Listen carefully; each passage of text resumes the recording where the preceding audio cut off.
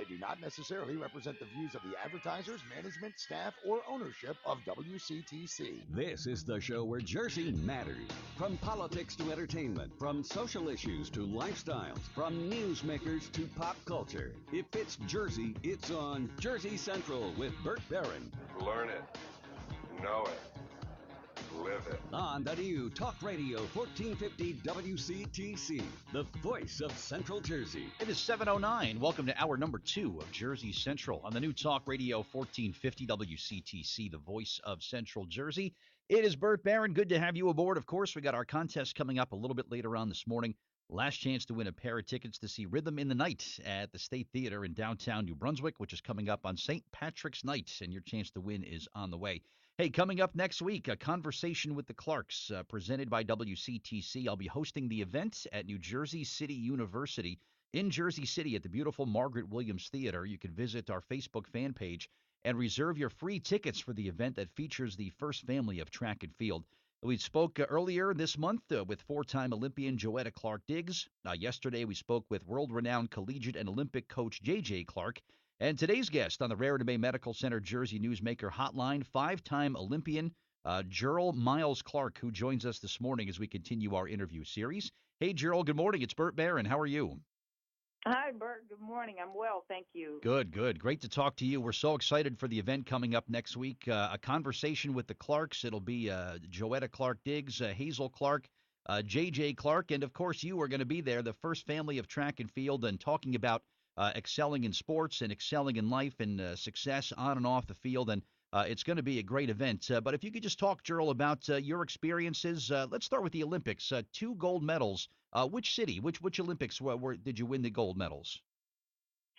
The first one was in Atlanta, and, of course, we had home turf there, so that was one of the greatest things ever for an athlete, to win an Olympic gold medal and have it on their own home soil. And the second one was in Sydney, so it was a great time to be had for all.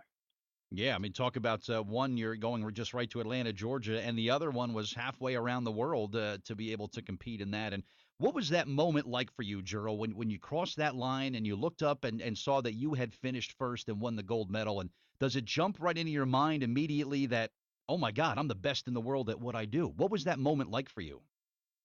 Well, it was great. I mean, of course, I was tired and I was exhausted, but at the same time, it was a feeling, it's indescribable. But I had 3 young ladies there with me on the relay, and it was like everything just came together there. All the hard work that I had put in the year prior to that, stepping on that track and coming across, and I mean, it was just awesome.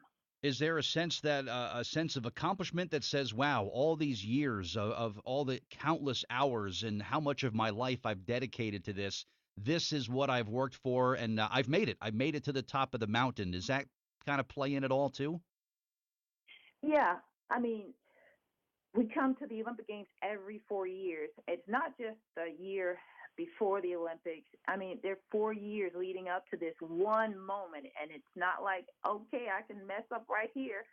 And you've got to get it right, and you've got to get it right on that day.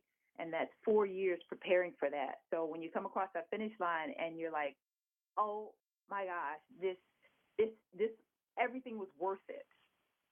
Yeah, like when we talked to JJ yesterday, he made a good analogy that says, you know what, there's no dress rehearsal. When you're in the blocks there and that gun sounds, that's it. You either do it or you don't. If you make one slight little mistake that costs you a fraction of a second, you could go from elite status to just, hey, somebody else that ran in a race. It's really that close, right? It's just that close there. It is. Excellent. And our guest again is Jearl Miles Clark on the Raritan Bay Medical Center Jersey Newsmaker Hotline. She will be on the stage next week at the Margaret Williams Theater at New Jersey City University in Jersey City, a conversation with the Clarks. Tickets are free for this event, and you can reserve your free tickets at our Facebook fan page just by visiting 1450 WCTC. When you're the best, Jearl, is there something else that you still have to kind of shoot for? You know, I look at, Kobe Bryant and his achievements. When you win the NBA championship, it's like, how do you get better? How do you improve on this? What else is there to do? You still have to have goals and ambitions, right? How about for you? What's important to you now to achieve in your life? Well, while I was running, and I won world championships, I won Olympic gold medalist. It was always I'd like to do it again. So once you're at the top, there's always, I'd like to say, a bullseye on your back. Someone's always going to be there trying to be number one and to drop you down. So in my mind, I'm like, I have to continue to do what I did to get here, to stay here. So that was always there. And there's always somebody that thinks they're a little bit better and a little bit faster, isn't there? Exactly. I completed my career at 30ish, high 30s. So there are always the little young girls that I got this a lot because I ran for such a long time. Yeah. I used to watch you on television when I was in high school, and now they're running against me. So it's like, oh yeah, okay.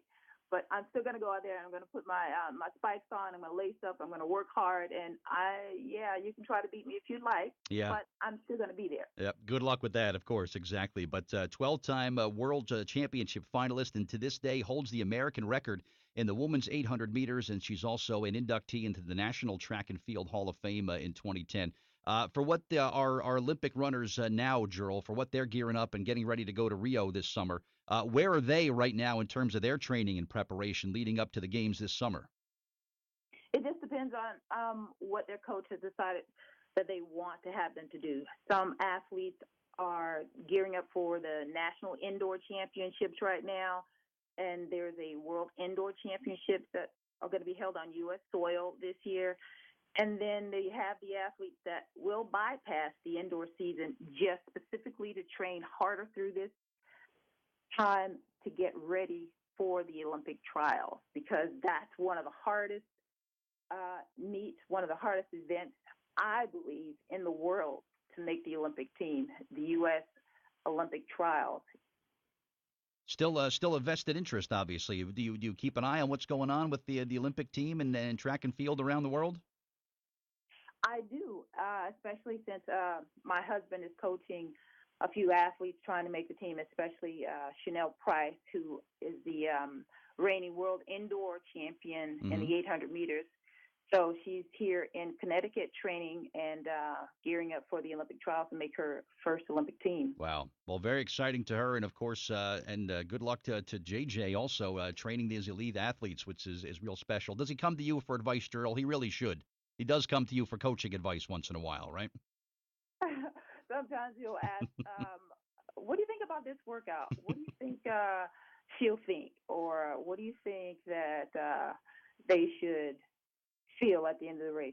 Of course, he'll already know, but he just wants to hear what I have to say. Of course. And I hope you begin every answer with, well, since I have 2 Olympic gold medals, and then go into your answer from there, right? Really good stuff. Well, Jearl, it was great to talk to you this morning, and we're looking forward to seeing you in Jersey next week at Jersey City with the conversation and the Clarks. I really appreciate your time this morning, and we'll catch up next week when you get to town, okay? Well, thank you so much for having us, and we're looking forward to having everyone come out.